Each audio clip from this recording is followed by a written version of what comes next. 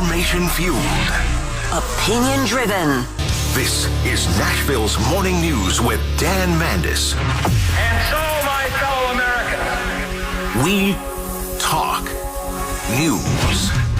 8:06, Nashville's Morning News on Super Talk 99.7 WTN. I want to welcome Congressman Tim Burchett to the program. Congressman, always great to have you on. So Speaker Mike Johnson has now sent everybody home. I want to get into this because there's a lot of folks that are not happy with the way this turned out. Both sides, folks are upset. So let's get a couple of questions answered real quick. So you decided that you would go ahead and vote for proxy voting with Anna Paulina Luna. You were one of 9.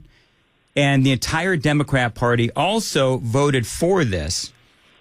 And so you were one of the 9. Tell me why you voted for proxy voting when the majority of Republicans don't want it. That's correct. I voted for it because it was specifically for pregnant women. I think that when the rules were written, obviously it was just a bunch of old white men. And if we're the party of families, that should be the one exception. And the irony of it all is, every single member of Congress, maybe, except for myself, I've never been absent and had somebody vote for me by proxy. And, the speaker has voted multiple times, and we had one member I think I knew voted 34 times, a Republican. And so I just did not think that was, the beach to die on. And what they did was we have what's called a rule.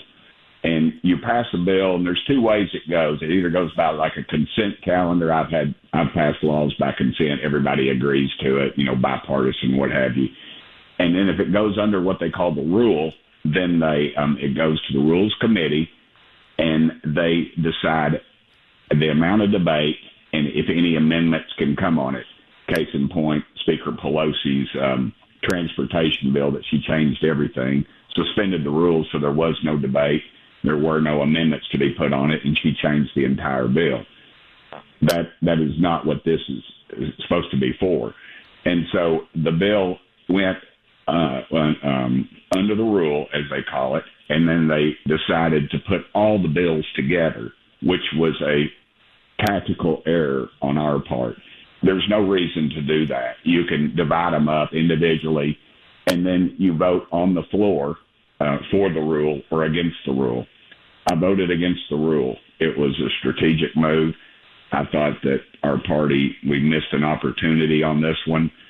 We are the party of families, ultimately. And when they tied it all together with the other bills, I just don't think that was a good move on our part. And that's what happened. It's a confusing situation. I did not vote against all the other things, and to say that, we stopped DOGE. The truth is that those bills will probably never pass in the Senate. The SAVE Act might pass, but we did not delay it because the Senate can bring it up right now, but they won't. It'll be weeks, if not months, before a lot of these bills ever pass. So there was no delay. There was no reason to send us home. We could have continued on with our committee work. And there's a lot of confusion there. If committees are meeting or not, I checked with my committees and they all shut down. So I just came home and I've got meetings scheduled here in Tennessee. So that's where I am.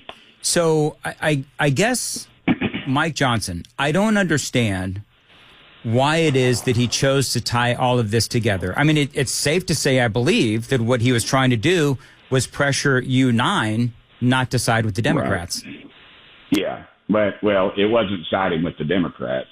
It was just voting our conscience. Right. And they'll tell you, and I've heard them say that this is a product of the minority. That's what this is used for. But Greg Steube passed a bill last Congress when we were in control, and it went through there. And the way it works is, because the House of Representatives is supposed to be the voice of the people. You're not supposed to have one king that runs it. You can just stop it. So this allows you to petition the members of Congress. If you have a majority of members of Congress that will sign an agree. There's a form you sign down front that allows you to do that. That allows you to bring a bill up without having to go through the Rules Committee. Because the Rules Committee, I asked to be on the Rules Committee. Speaker McCarthy would not ever put me on that committee. Obviously, you want people that are going to do whatever the Speaker says, and I don't. And this is it was put in place for a very good reason. If you have a Speaker that's, say, if you have a Democrat Speaker, we've done it in the past. We found bills that Pelosi didn't like, and then we were able to get enough Democrats and enough Republicans together to sign. I think it's 214 signatures is what you have to do. So I think people are, when they put this stuff out on the internet, they're being disingenuous and they're inaccurate of the way it works. Every bill will be up next week, probably, if leadership wants it to be. If they want to drag it out, that's fine. You know, this is just and this is the thing that every Republican voted for, to allow this type of thing to happen. So if they don't like it, they should change the rules. But what they tried to do was use the rule to change the rules, which to me is not what it was intended for. Well, Congressman, you nailed it when you said that it was a tactical error by Speaker Mike Johnson. It seems to me like, regardless as to whether or not you agree or disagree with proxy voting, it was a catastrophic error, in my opinion, for Speaker Johnson to tie those two together. They can bring these bills back, single bill form, I suppose. There was no reason to send everybody back. I think possibly what I'm seeing some people saying is that Johnson is going to try to bring this back. They are very much against proxy voting, and I think they say there's constitutional concerns. They also say that they want House members to be able to be in D.C. to defend their votes, defend their legislation, go after the legislation that does not work within, their party, but it's like the Democrats and their legislation, right. So on and so forth. And so, but let me correct you on one thing, yeah. though. If it is unconstitutional, and they are so adamant about that, why did every single one of them vote by proxy? And I did not. During COVID. During COVID. And you know good and dadgum well that a lot of those, when you voted 30-something times and that's not the Speaker, I'm not knocking him, but if you voted 30-something times by proxy, it had absolutely nothing to do with COVID. I mean, you remember that. I don't know if you remember that or not, but we had members that you were voting, and one of them, I remember they were on a Zoom, and they were out with COVID, and then you could hear seagulls in the background, and they were on a boat, and even the Democrat leadership that was there said, "Are you on a boat?" And the guy's like, and you had them right. hanging out at clubs and different things. So that was totally abused. But in the history of Congress, we have 14 members that have been pregnant. 14. And, to tie all that together over this, to me, I think is, with everything going on in the world right now, I just thought it was a tactical error. Well, Congressman, let me ask you, so when you voted for the proxy voting, clearly you knew that Johnson had tied these two together. So there must have been some hesitation on your part to vote for the proxy voting, knowing that Johnson was going to set you folks up to be the ones that are trying to shut down Trump's agenda. Sure, but that's part of it. You got to vote by principle, and it was wrong overall. It doesn't matter if you're for proxy or not. Overall, though, I felt like it was wrong to use the rule to change the rules. That's not what it was designed to do. We vote every year. The first vote we make is on the rules of Congress. And every Republican voted to allow this type of thing to happen. And now all of a sudden, when it's used against us, it's, the world's going to come to an end. And the world is not going to come to an end. It did not slow the process down. If it did, by one day, I heard people saying, oh, well, now we can't get rid of these judges. Well, the Senate can bring up the bill any time and start that process. It will pass the House. We'll do our victory lap, and then we'll wait weeks, if not months, for the Senate to react to it, which they're having, they have to get 54 votes, and it's very difficult for them to pass anything right now that it has any partisan leanings whatsoever, because you have several Republicans that won't vote with the Republicans, and then you've got the Democrats with a slim minority. So there is no real delay of anything, and that's the basics of the whole thing. As far as proxy voting, just a couple more points that I'm curious about. So from what I understand, the House of Representatives, y'all have in Washington, D.C., maybe it's in the, right there in the Capitol building, I don't know, but there is child care, from what I understand, there in the building itself, is there not? That is news to me. I was told that yesterday, and that has never been. There's an area they allow if you want to. I think if your spouse or someone, or if you've got a babysitter, you can take your kid up there and do that. I do not know where that is. The speaker said yesterday that if they would pull the bill, he would provide a nursing room and all this other stuff, that they were going to provide all that for members. So that's news to me. I'm not saying it's not there. I just never have seen it. So Johnson, I believe that what he's going to try to do is, I think what he's looking to do is like just basically park everybody for a couple of days. I think he's going to try to bring this back up.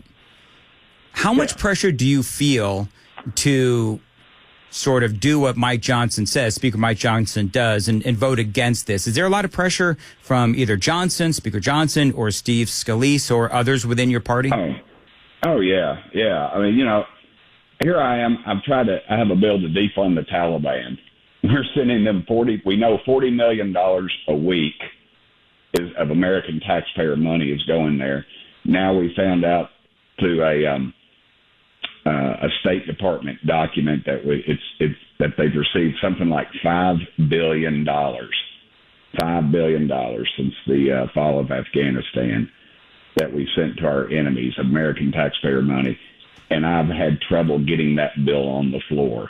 And the reason I've had trouble getting that bill on the floor, because it addressed the NGOs, the non-government organizations, that apparently is where some of this money's going.